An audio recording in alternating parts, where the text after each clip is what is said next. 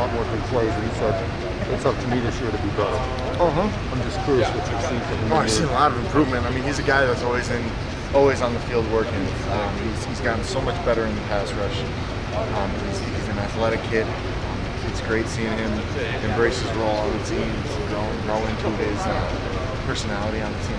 It's cool to see a kid like him coming from far away out in Hawaii. I mean, that's a tough transition for a kid to come in and play right away, right? And I'm really impressed with him and how much he's improved thus far. I mean, he's still got a ways to go, right? I mean, we all do, but I mean, he's like I said, he's still a second-year guy, but he feels like he feels like a veteran. So that's what's really impressive.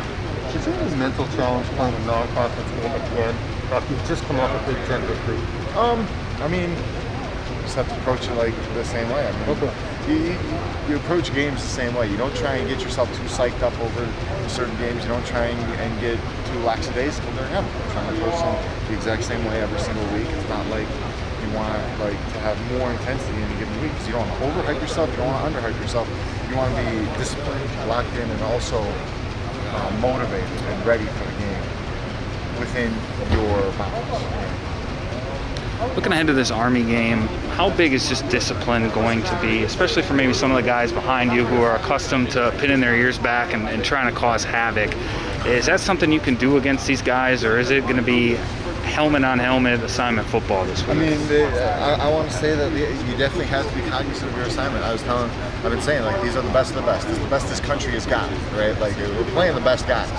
So we have to be disciplined. We have to be ready for everything that they can throw at us.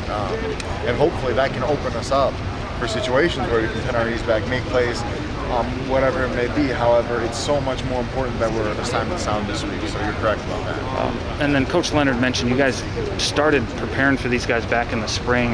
Is that pretty typical of, I mean, I'm sure they at least introduced some, but were you guys doing more than you typically do just because they're so unique? I mean, there have been times in the past where, like, during fall camp, we're like, okay, this is a play that we're actually going to get some reps of during fall camp, so we're ready for it against this team, right?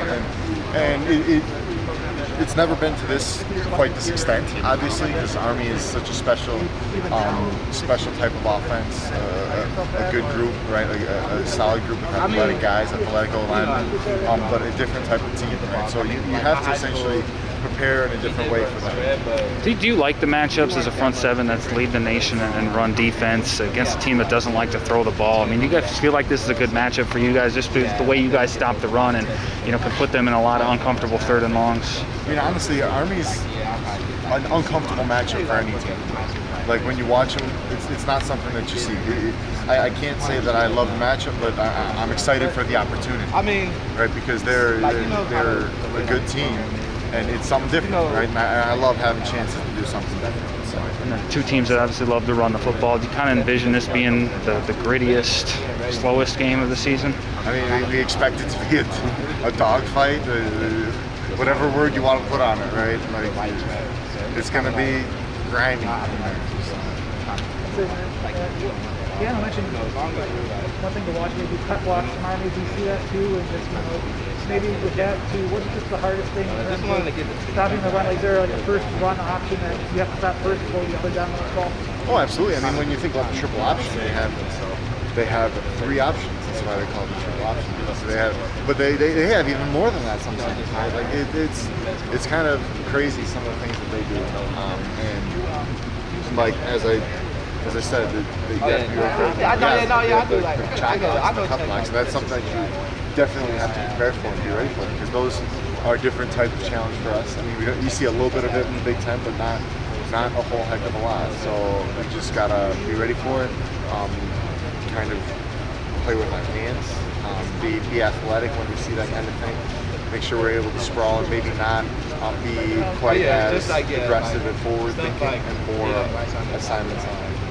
What's the challenge of, you played the West last week, you got non-conference against a unique offense, and then next week it's back to the West? I mean, honestly, my mentality of is the same. Like, I don't want to get more hyped for some games than others. I have the same mindset every week. I have the same mindset to stay sound and prepare the exact same way. understanding. I prepare until I understand the offense enough so that I understand it as well as they do. Hopefully, I mean, and then understand what we plan to throw at them as well. I mean, however much time that takes, week by week, I will set aside that time so I'm ready for game day. Is this week, do you maybe do more because you're not familiar with this offense, even though you... I anticipate a little bit more preparation in how I analyze their offense, for sure. I mean, I've already gotten a head start on it through even like fall camp and things. I've been watching how they approach their offense, how they block things, how they move their feet, how there's specific tendencies, even though there aren't a whole heck of a lot of tendencies when you look at them pre-snap. But I mean, yeah, definitely there's going to be a different type of preparation when I'm analyzing their offense. It's probably going to take a little bit more time. What kind of momentum does a defensive shutout give you guys in the room heading into this week? Oh, it's great. It's always great to have a shutout. I mean, that's something that we always pride ourselves in, and it's definitely something that will give us confidence.